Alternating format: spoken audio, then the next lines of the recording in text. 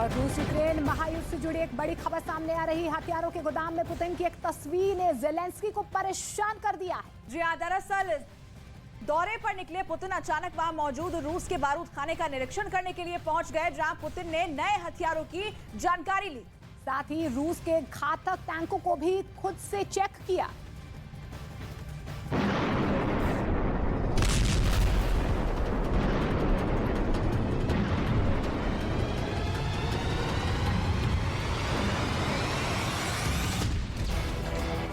बारूद खाने में पुतिन,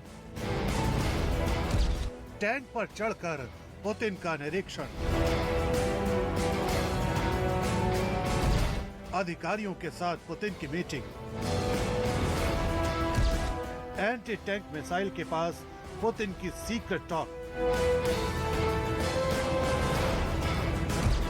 पुतिन की इन तस्वीरों के क्या मायने समझे जाए। कल तक युद्ध विराम की बात करने वाले पुतिन आज आखिर क्यों खुद बारूद खाने में जा पहुंचे।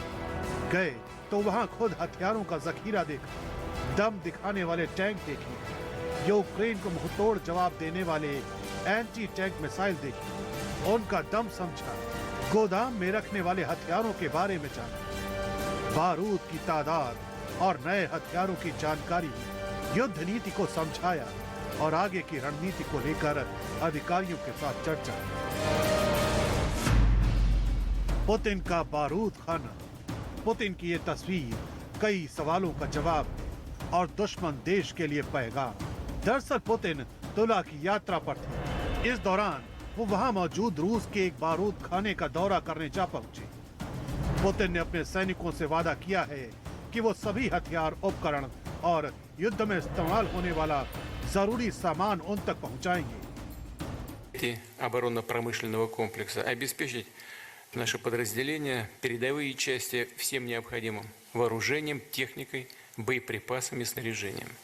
Причем в требуемом объеме и нужного качества в короткие сроки. Кроме того, важно совершенствовать, значительно улучшать характеристики вооружения и оснащения наших бойцов с учетом полученного боевого опыта.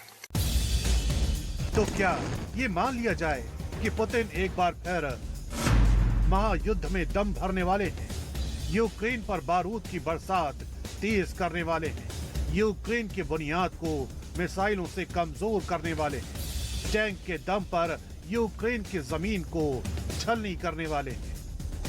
हथियारों के गोदाम में पुतिन की कोई पहली तस्वीर नहीं है।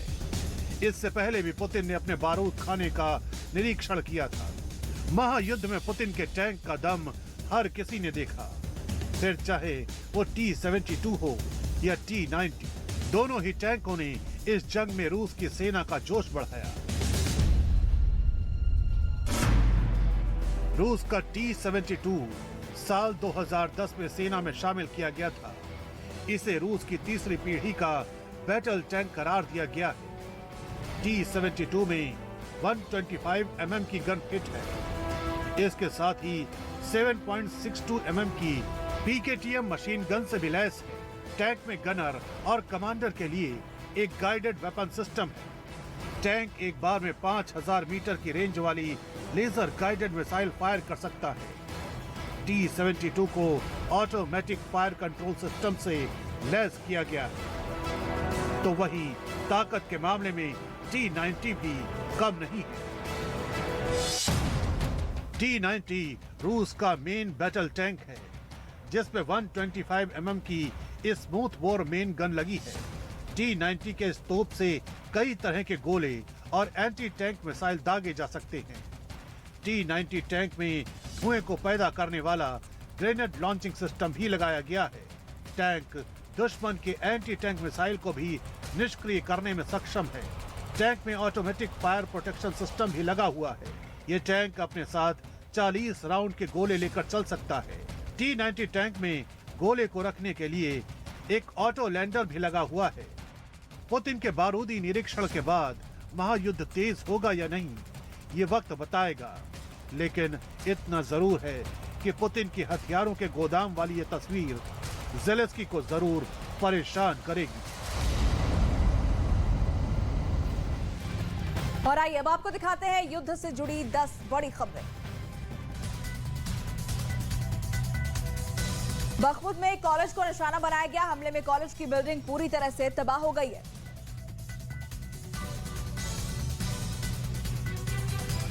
जंग के बीच अचानक पुतिन बारूद तहखाने में पहुंच गए। इस दौरान हथियारों के जखीरे की जानकारी ली और टैंक पर चढ़कर उसे चेक किया।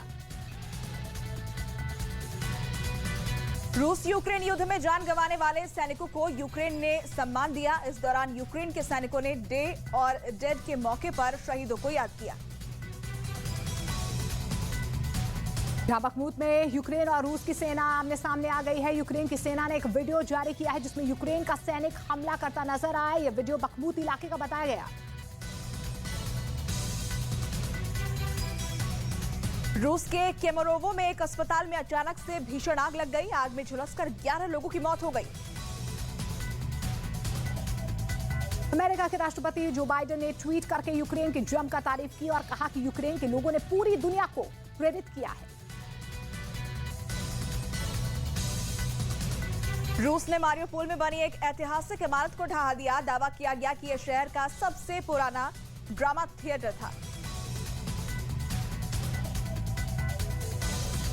रूस और यूक्रेन के बीच जंग को 10 महीने पूरे हो गए। इन 10 महीनों में यूक्रेन को सबसे ज्यादा नुकसान हुआ है, जिसमें कई शहर अंधेरे में डूब गए हैं तो कई शहर तबाह हो गए।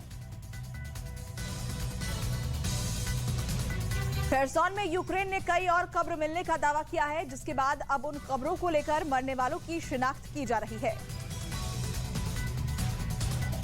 अमेरिका की खुफिया रिपोर्ट में एक बड़ा दावा किया गया है कि पुतिन ने यूक्रेन से लड़ने के लिए जंग में 20,000 वैगनर लड़ाकों को उतार दिया है।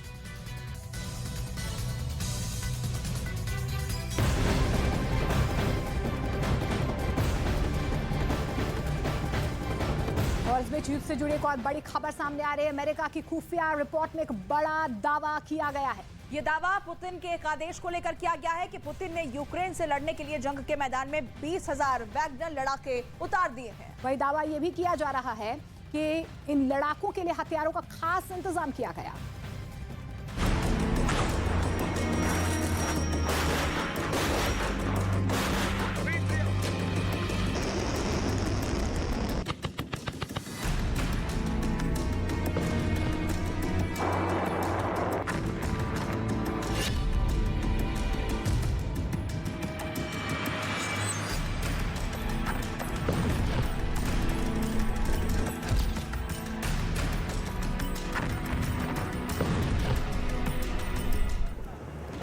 सौ दिन की जंग के बाद अब क्या यूक्रेन को जंग में हराने के लिए पुतिन ने कसाई उतार दिए हैं?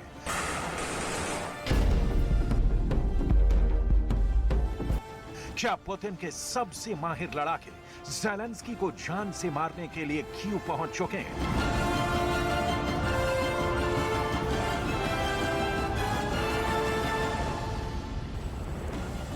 आखिर रूस और यूक्रेन जंग में ऐसा क्या हो रहा है कि पुतिन की रसोई में काम करने वाले शैतान बन गए हैं?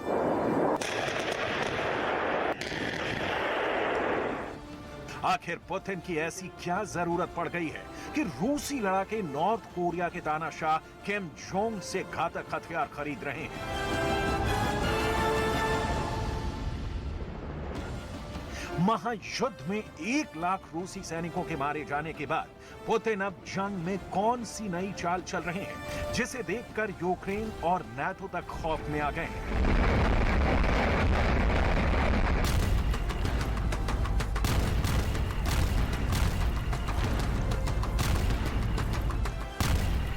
युद्ध में एक कहावत है कि जंग जीतना है तो जंगली बन जाओ, फरिश्ते की जगह शैतान बन जाओ।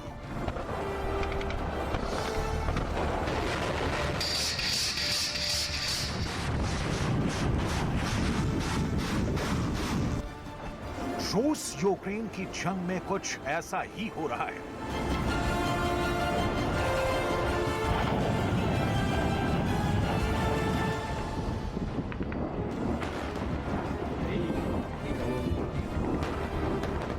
यूक्रेन पर पुतिन दिसंबर महीने में ही 500 से ज्यादा मिसाइलों से हमला कर चुके हैं। दिसंबर महीने में ही पुतिन 3 लाख की नई फौज यूक्रेन पर कभी भी कब्जा करने के लिए बिल्कुल तैयार है।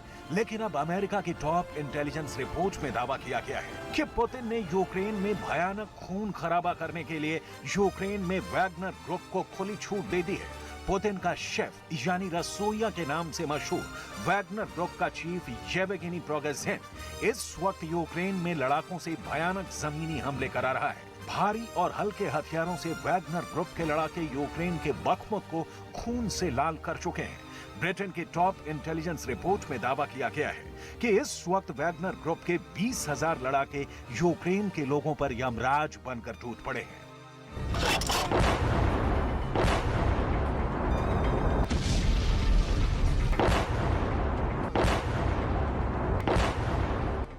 हैरानी की बात तो ये है कि ये वैगनर ग्रुप के लड़ाके यूक्रेन के कस्बों और छोटे शहरों को शमशान बनाते जा रहे हैं। व्हाइट हाउस के राष्ट्रीय सुरक्षा प्रवक्ता जॉन किर्बी ने कहा कि वैगनर ग्रुप पुतिन के लिए यूक्रेन के लोगों का नरसंहार कर रहा है। हालांकि रिपोर्ट में दावा किया गया है कि जंग के दौरान वैगनर ग्रुप के हजारों लड़ाके मारे गए हैं। It seems as though Mr. Prigozhin is willing to just throw Russian bodies into the meat grinder in Bakhmut. In fact, about 1,000 Wagner fighters have been killed in the fighting in just recent weeks, and we believe that 90% of those 1,000 fighters were in fact convicts.